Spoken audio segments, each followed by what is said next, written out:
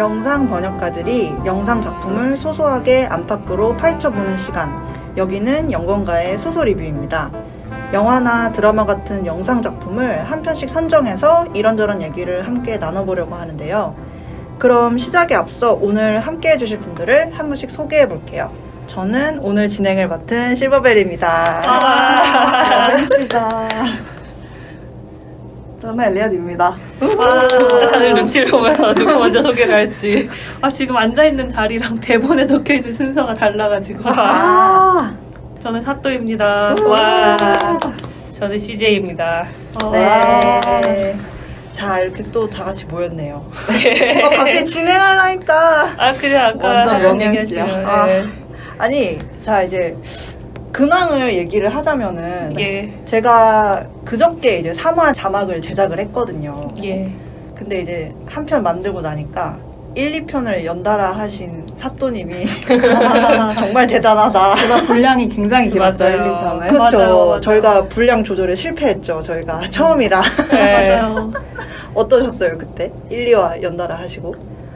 일이 없는 사람은 뭐든 할 수 있다. 그 생각.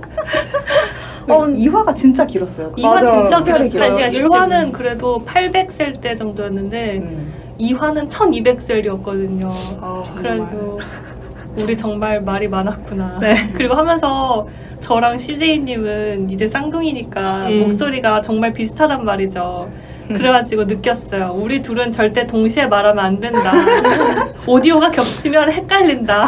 그래서 이제 손 들고 말을 하는지 최대한 오디오가 겹치지 않고 좀 중간에 다른 분이 한 분 껴가지고 다른 말을 하고 이렇게 영속으로 둘이 나오지 않게 어이가 없네. 좀 오디오 조절을 하려고요. 그래서 저번에 실버벨님이 사또님 너무 오디오가 적은 것 같아요 그러셨거든요. 네. 다 이제 음성이 겹치지 않게 하려고 네. 큰 그림이었다. 한 것이었습니다. 큰 그림, 사또님의 큰 그림이었구나. 그냥 말 많이 하셔도 될 것 같습니다.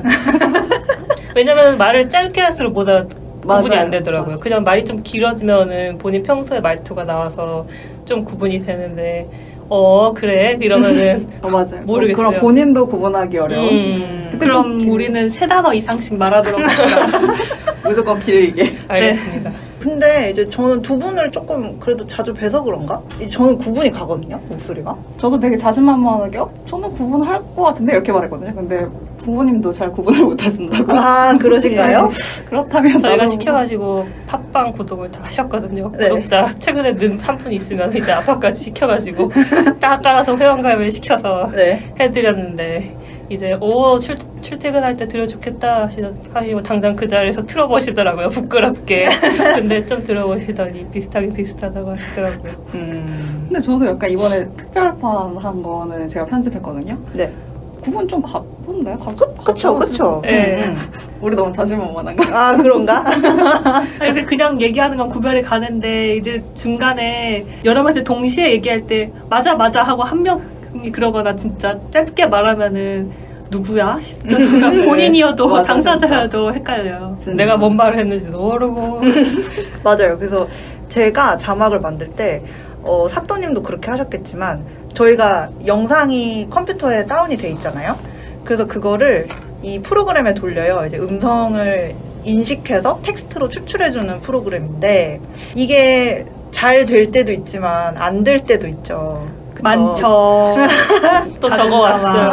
네, 저희 다 판납계가 돼가지고 네, 판납계가 뭔지 하시는 분들은 4.5화를 들으시면 됩니다. 맞습니다. 명예시다. 그러니까 계속 MC 하셔야겠는데요. 고정 MC 하셔야겠어요. 안 돼요.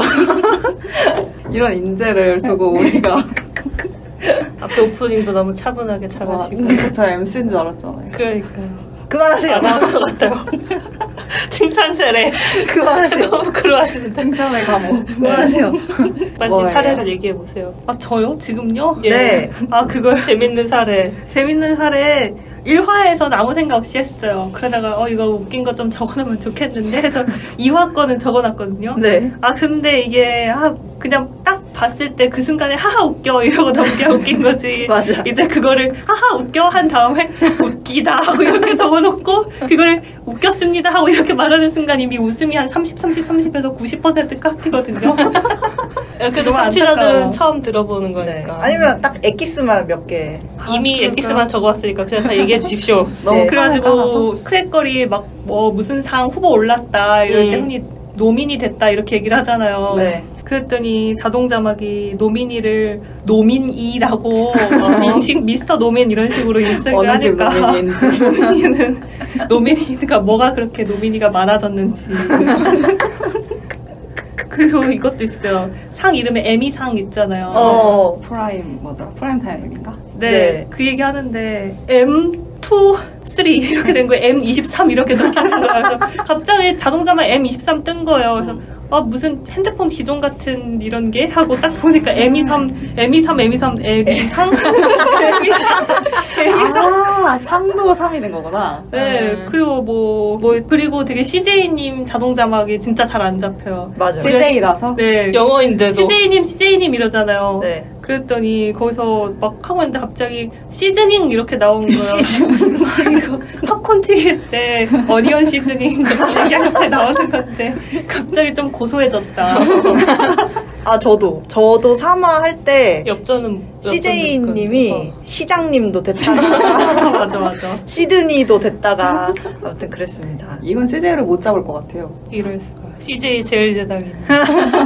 맞아. 그거 있는데 왜 안 그러니까. 잡지? 그래도 이런 거는 좀 발음이 비슷하잖아요. 맞아. 근데 우리가 크랙걸 얘기할 때 제가 Another Day of the Sun인가 그 얘기 노래 얘기를 했거든요. 라라랜드 거기서 네. 따왔다고.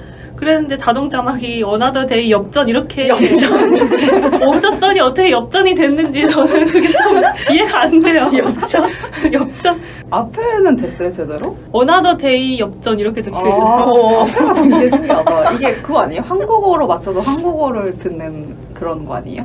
그쵸? 모르겠어요. 아니요? 영어도 잘 들어요. 그 시스템의 성격이 뭔지 아마 영어라서 잘 듣지 않을까요? 어. 뭐든 영어 기본이니까. 근데 보통 그러니까 언어 설정을 해놓고 그 유튜브 음. 자동 자막 같은 경우도 언어 설정을 해놓으면 잘 맞아요. 듣고 약간 이런 게 있잖아요. 맞아요. 한국어로 해놓긴 했어요. 아, 그러면 영어를 잘 못 듣는데도 Another Day 그건 들었는데 역전은 갑자기. 저도 몇 개 적어왔거든요. 3화 할 때.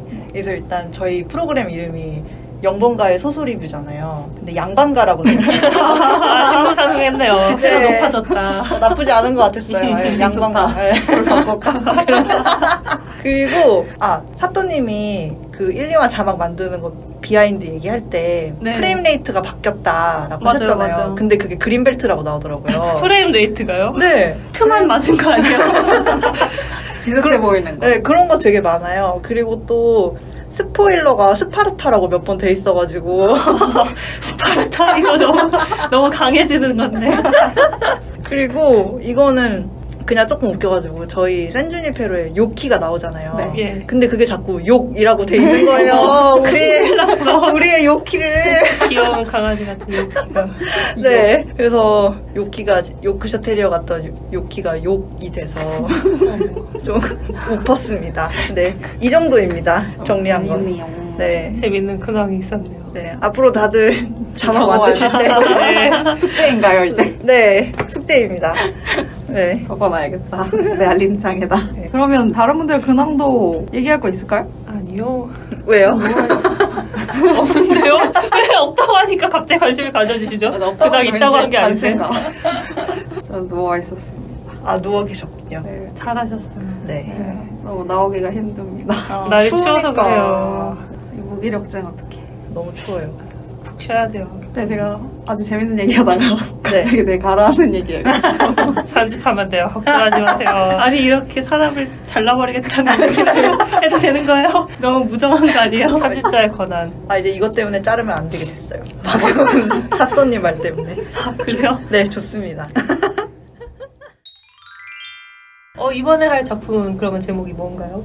네. 저희 이번에 할 작품은 심야식당 도쿄 스토리라고 이제 동명의 만화를 원작으로 한 일본 드라마예요. 그래서 한국에서도 리메이크가 됐었는데 혹시 아시나요?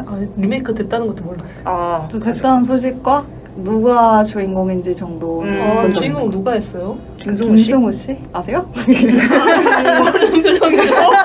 김남주 씨 남편 아니야? 네, 맞아요. 맞습니다. 김남주 씨는 알아. 그렇게 말해도 근데 김승우 모르. 씨는 몰라. 그분의 남편이에요. 네. 유명한 대표작을 말해주면 알 수도 있어요. 김남주 씨의 남편이라는 거죠. 아주 어떡해. 중요한 커리어입니다.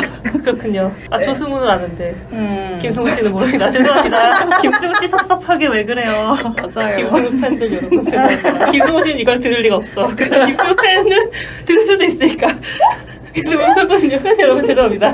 저희가 한국 드라마의 무지에서 네. 맞아요. 어쨌든, 네. 유명한 일본 드라마인데, 이제 밤 12시부터 아침 7시까지 열리는 식당을 배경으로 손님들의 사연을 중점으로 스토리가 전개되면서 매화 이제 중심 인물이 달라지는 옴니버스 형식이에요. 그래서 이번에 저희가 얘기할 에피소드는 그 심야식당 도쿄 스토리 시즌2의 7화. 유부우동 편입니다. 이 에피소드 소개도 간단히 해보자면은 성우 지망생인 두 친구가 오디션을 앞두고 행운의 유부우동을 먹기 위해서 심야식당에 방문을 합니다. 근데 6개월 뒤에 그중 한 명인 아키나가 성우 아이돌 그룹에 들어가고 다른 한 명 하루나는 콜센터 아르바이트를 하면서 둘 사이가 소원해지게 되는데요. 그러다가 하루나는 식당에서 자기가 이제 성우를 꿈꾸게 한 작품을 그린 만화가를 만나요. 근데 그 사람이 지금 슬럼프에 빠져 있단 말이죠. 그래서 어차피 그려봤자 안 될 건데 안 그릴래 이렇게 얘기하니까 해보기 전까지는 모르는 거 아니냐 이러면서 일침을 놔요. 그래서 만화가는 거기에 이제 영감을 얻어서 연재 중이던 작품에 새로운 캐릭터를 이제 그려 넣고 그 캐릭터 오디션장에서 두 친구가 이제 오랜만에 맞닥뜨리는 거죠. 그래서 서로 이제 오디션에 임하는 걸 지켜봐요. 그랬는데 하루나가 그 역할에 붙으면서 둘이 이제 좀 진솔한 대화를 나누게 되고 심야식당에서 하루나가 더빙한 애니메이션을 다 같이 보면서 둘이 앞으로 이제 미래가 밝겠다 이런 걸 예상하게 되는 훈훈한 해피엔딩입니다. 네. 훈훈하네요. 저희가 이제 한 명씩 돌아가면서 이런 드라마 아니면 영화를 보고 얘기를 해보자 이렇게 돌아가는 시스템이고 근데 사실 앞에 두 분이 너무 맞아, 좋은 작품을 맞아. 반칙이에요 이거는. 맞아. 아니 세상에 좋은 작품이 얼마나 많은데 그러십니까? 아니 근데 그래도 이제 제 차례가 됐는데 고르는 이제 게 어려우셨죠, 좀. 네, 그래서 저 막 정했다가 번복도 하고 그래서 이거를 솔직히 이거를 한다고 말씀드리면서도 나만 공감 포인트가 많았던 거면 어떡하지? 고민을 되게 많이 했어요. 그래서 오늘 얘기할 거 엄청 많이 적어왔거든요. 분량을 위해서. 분량을 위해서. 한 4시간 나오는 거 아니에요? 밖에 10부작. 사부. 아무튼 그랬는데 저는 이 작품을 되게 이입하면서 봤거든요. 처음에 봤을 때. 여러분 어떠셨는지 궁금해요. 먼저 CJ님의 저요? 궁금합니다. 저를 막 가리키시는데? 네. 저는 일단은 평소에 서양 미디어 위주로 봐가지고 네. 일본 영화나 드라마를 굉장히 오랜만에 봤거든요.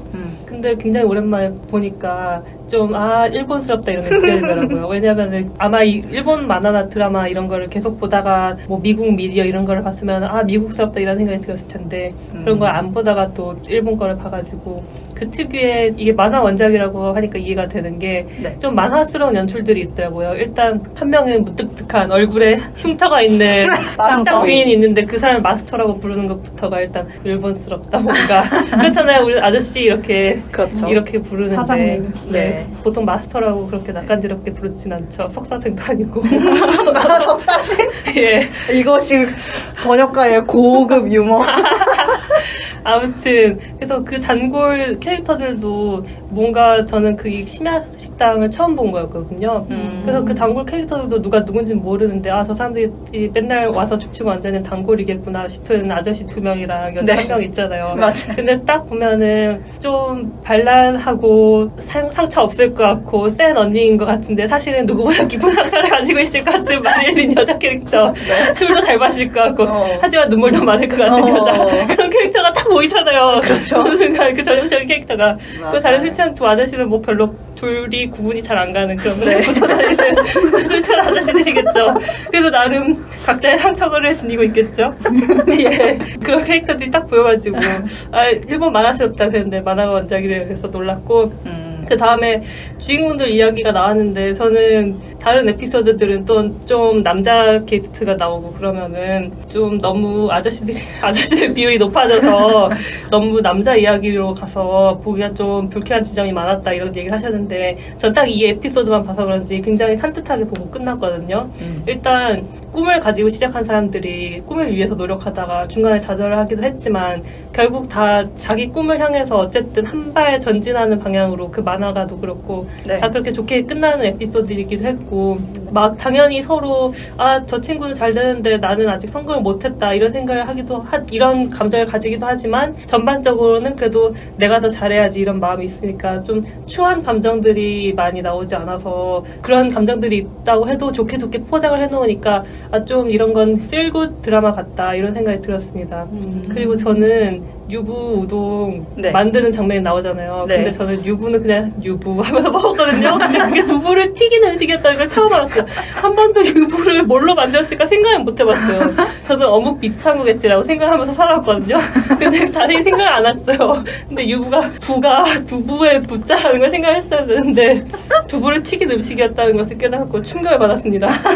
아니 근데 유부를 먹으면서 유부 이러고 드시나요? 유부 맛있다 이렇게 먹지 뭘로 만들었을까 이런 생각 안 했잖아요. 난 그런 생각하면서 먹었어. 좀 알려주시. 알고 계셨는데 말씀 안 해주실 거예요? 모르고 있을 거라고 생각을 못하죠 보통은. 맞아, 하긴 그래. 나 이거 뭘로 만든지 나 모른다 이렇게 말하지 않잖아요. 예, 그니까요. 말을 했어야죠. 너무 이상하게 길어졌는데 아무튼 여기서 마무리하겠습니다. 또 생각나는 거 있으면 얘기할게요. 유부가 굉장히 강렬했어요. 유부. 네. 저는 감상 짧습니다. 네. 저는 이제 CJ님은 일들 많이 안 보셨다고 했는데 네. 저는 최근은 아니지만 요새 막 영어권, 스페인어권 드라마 작업을 많이 하다 보니까 네. 좀 질리더라고요. 피곤하죠. 네, 그래가지고 요새는 좀 아시아권 드라마 많이 봤거든요. 일드, 중드 많이 봐가지고 일드 자체는 낯설지 않았어요. 네. 그래서 일단 재밌었고요.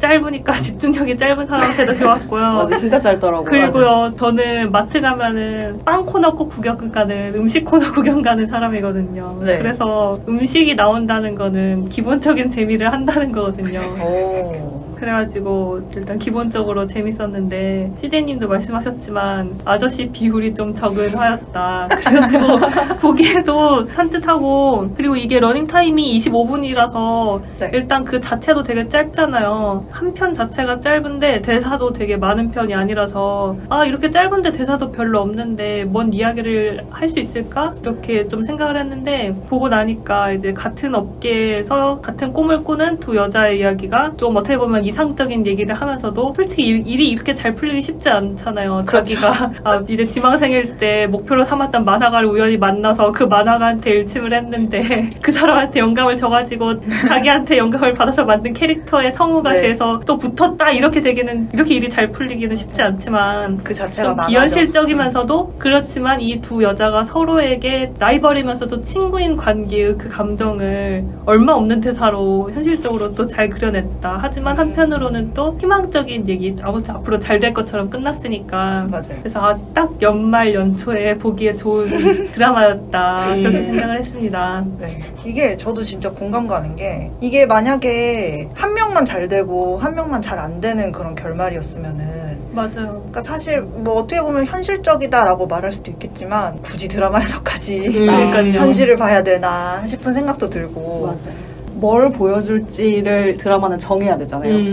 이게 현실적이니까 현실적인 엔딩으로 가는 게 아니라 나는 여기서 어떤 걸 보여주고 싶기 때문에 얘를 여기에 이렇게 붙일 거고 약간 이런 생각을 잘 짜서 만든 이야기인 맞아요. 것 같아요. 근데 이게 이 드라마 특성이 진짜 그런 것 같은 게 이게 심야식당이라는 것 자체가 밤 12시부터 아침 7시까지만 열잖아요. 그래서 그때 밖에 있는 사람들, 뭐 퇴근하는 사람들 근데 그 시간대에 일단 깨어있다는 것 자체가 어떻게 보면 좀 힘든 삶을? 팍팍한 맞아. 삶을? 네, 이렇게 좀 살고 보통의 있는 삶은 아니죠. 그렇죠. 범상치 않은 어떤 네네. 그래서 이 드라마, 이 만화가 처음 나왔을 때 그 컨셉 자체도 좀 그런 사회에서 잘 조명받지 못하는 사람들을 이제 마스터가 보듬어주고 이제 음식으로 위로하고 좀 그런 게 컨셉이다 보니까 맞아요. 그래서 좀 이렇게 꿈 같은 그런 전개가 되지 않았나 싶은 생각이 들고 근데 또 그것 때문에 보면서 다들 위로도 많이 받고 저도 그때 이 에피를 처음 보고 그랬었거든요. 그리고 마지막으로 엘리언님의 감상평 궁금합니다. 맞아요. 저의 감성이요? 저는 사실 제가 생각했을 때 그냥 제 세대는 좀 저는 약간 일드의 좀 문화적인 어떤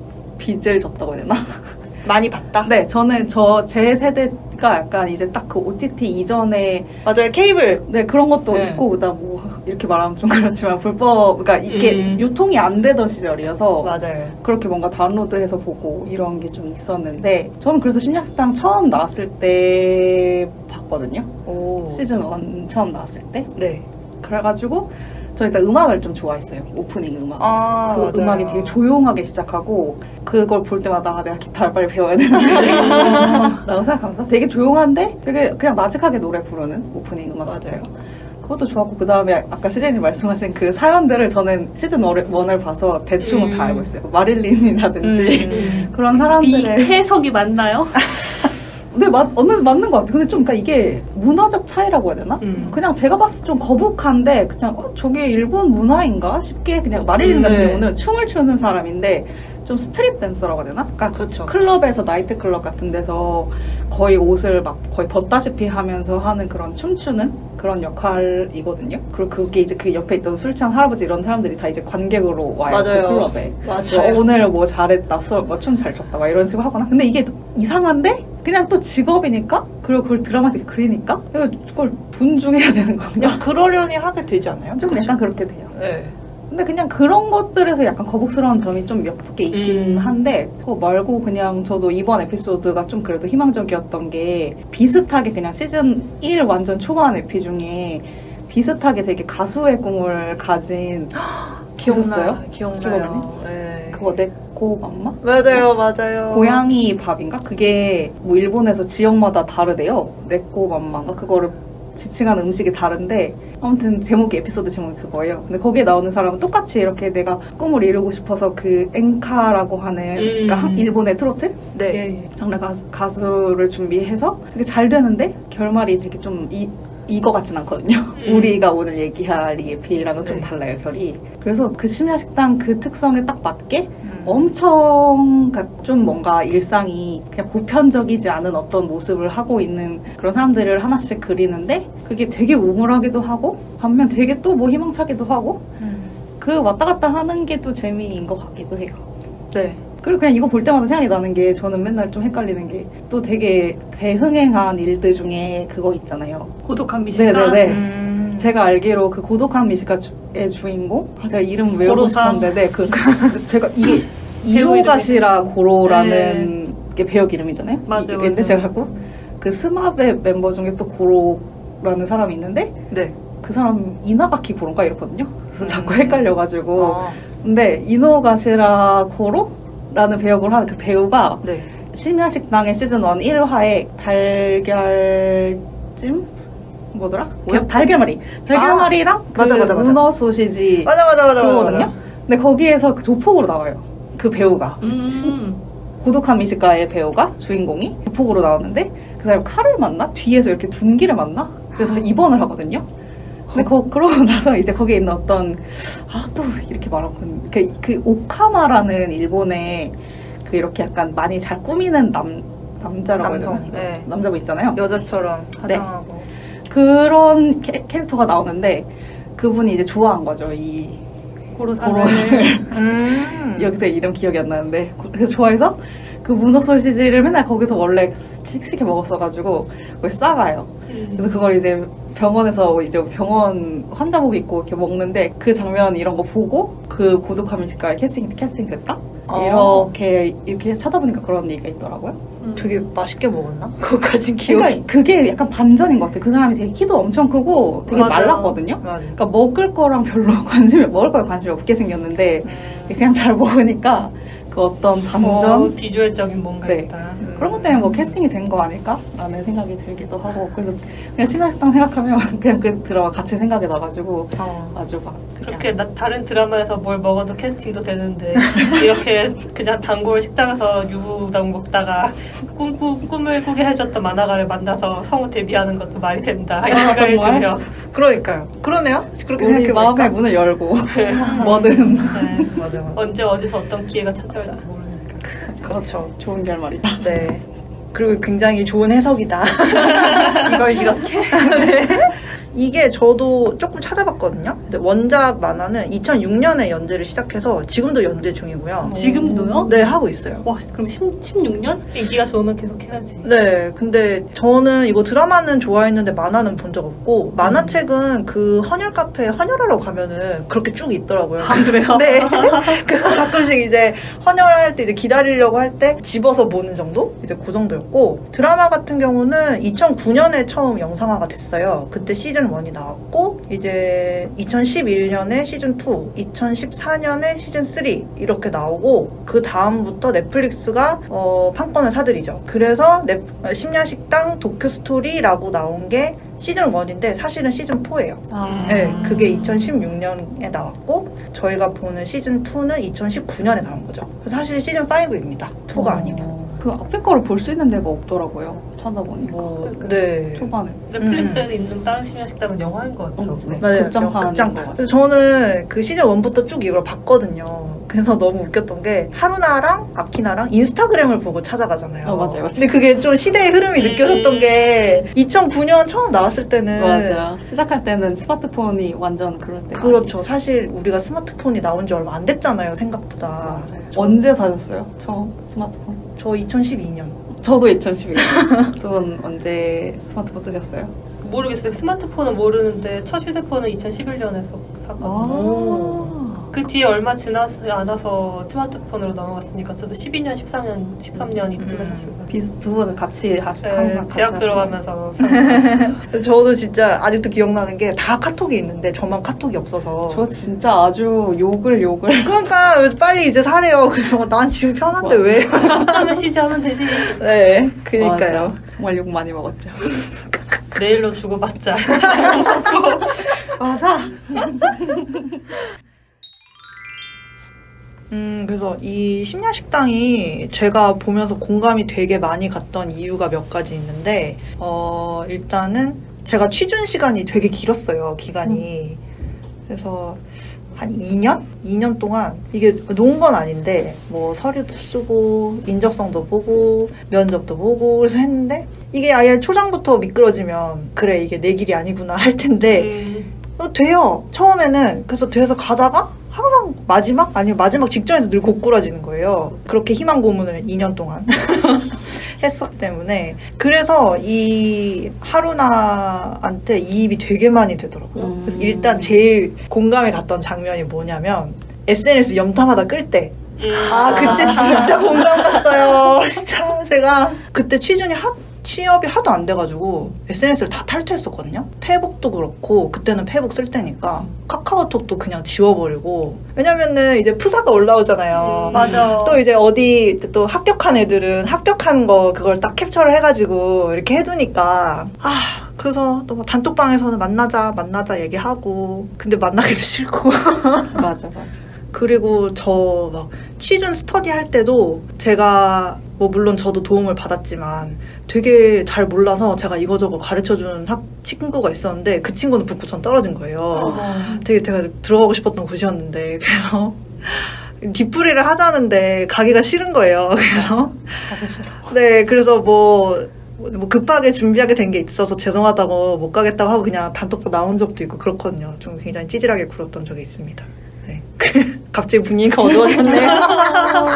네. 저도 약간 좀 고독한 시간이라고 해야 되나? 나 혼자, 세상에 다른 사람 다 잘 사는 것 같고, 나만 혼자 되게 고군분투하는 어떤 시간? 그런 거에 저도 많이 좀 공감하는 것 같아요. 두 분 어떠세요? 네. 근데, 여기 두 분은 좀, 네. 여기 두 분은, CJ님과 사또님은 좀, 일을, 워낙 일찍 시작하셔서 맞아요. 또 약간 그럴 겨를이 없으셨을 것 같기도 해요. 맞아요. 이 얘기도 같이 해보면 좋을 것 같은데 이제 저희가 지금은 다 번역가잖아요. 근데 이제 번역가가 된 계기라든지 뭐 어릴 때부터 꿈이 번역가였는지 물론 그렇진 않죠. 네. 근데 이제 번역가가 되겠다고 딱 결심한 순간이나 뭐 계기? 그런 게 있나요? 근데 되게 현실적으로 판단하고 번역가가 되기로 한 거라서 저 어릴 때 꿈은 네. 축구 선수도 있었고 만화가도 있었고 오. 변호사도 있었거든요. 그냥 네. 멋있어 보이는 건 다 하고 싶었던 거죠. 그래서 그런 겉멋을 이기지 못하고 한창 사춘기였던 시절. 네. 저는 검정고시를 보고 수능 안 보고 바로 방송대학교로 갔는데 방송대는 수능 점수가 필요 없거든요. 검정고시 성적으로 가는 거예요.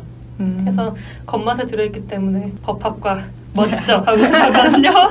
근데 막상 배워보니까 이건 내 길이 아니다 싶더라고요. 좀 현실과의 괴리도 좀 느껴지기도 하고 내가 이 업계에서 일을 하면서 굉장히 많은 사람들을 만나서 상대해야 되는데 그 사람들이 다 행복한 사건이 발생했는데 행복한 사람이 있을 리가 없잖아요. 맞아. 그래서 그런 사람들한테 내가 계속 부정적인 에너지를 받을 텐데 내가 그걸 견딜 수 있는 멘탈 능력이 되느냐 판단했을 때 안 될 것 같아가지고 다른 길을 찾아야겠다. 그럼 뭘 하냐. 그래서 공무원 시험 준비를 한 1년 했었는데 너무 재미가 없는 거예요. 왜냐면은 그래서 시험도 한번 쳐봤거든요. 네. 근데 문제집도 풀고 시험도 봐보고 했는데 학창시절 시험을 보면은 공부를 한 사람들은 맞출 수 있게 문제가 유도가 되어 있어요. 그래서 그 문제만 봐도 맞출 수 있게 한 것도 있거나 아무튼 최대한 맞출 수 있게 문제를 내거든요. 학창시절 시험은. 근데 얘는 떨어뜨리려고 문제를 낸다고 생각이 든 게 숫자 1879년, 1880년 이 중에서 맞는 연도 이런 거 고르고 이런 식으로 되어 있다거나 그렇게 되게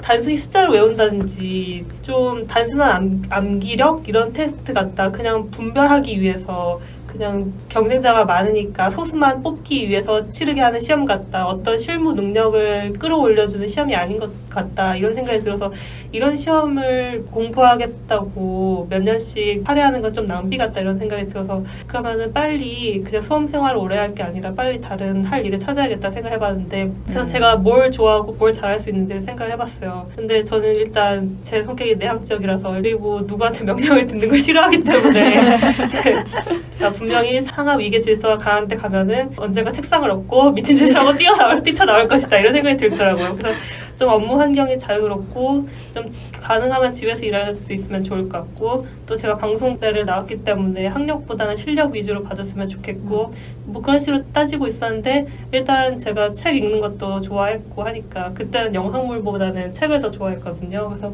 책 읽는 거 좋아하니까 뭐 번역가 해볼까 하고 알아봤는데 또 당시 출판 번역계 분위기는 뭐 다들 박사 학위 하나 쓰면 있고 통번역 대학원 나오고 맞아. 그런 분위기더라고요. 그래서 이거 안 되겠는데 싶은 거예요.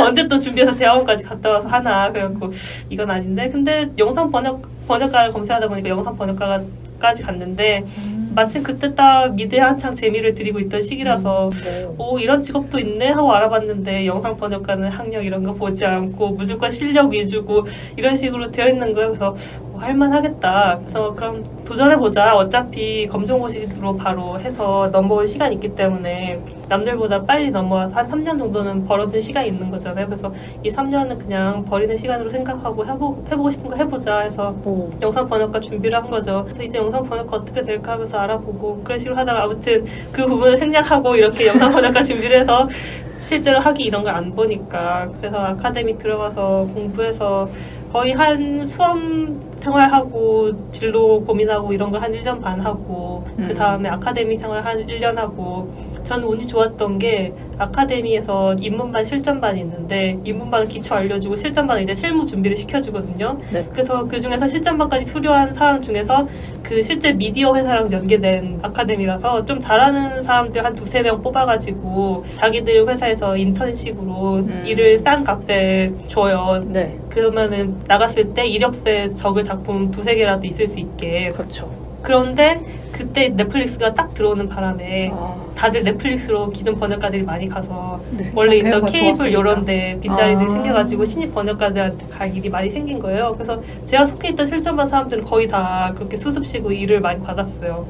그래서 바로 일 시작해가지고 운이 좋았던 케이스죠. 그래서 그 기간에서는 공백기가 별로 없이 그냥 아카데미 공부하면서 졸업 직전에 바로 일 받아서 바로 넘어온 케이스죠. 그래서 계속 일을 했는데 근데 그 수험생 준비하고 취준생 준비하고 하던 시절 20대 전이었을걸요? 아직 10대였을 때였을 것 같아요. 20대 초반? 아니면 19살 이쯤이었을 것 같아가지고 워낙 어렸으니까 그냥 그때는 태상 물정을 잘 몰라가지고 어떻게든 뭐 잘 되겠지 이런 생각도 있고 아직 부모님한테 기대도 눈치가 안 보이는 나이였기 때문에 뭐 어때 이런 생각하고 좀 몇 년 공부한다 생각해 하고 했기 때문에 그런 부담은 상대적으로 덜했던 것 같아요. 물론 그때는 좀 착잡하긴 했지만 이것도 안 되면 나는 뭐 그때 그런 생각도 들었죠.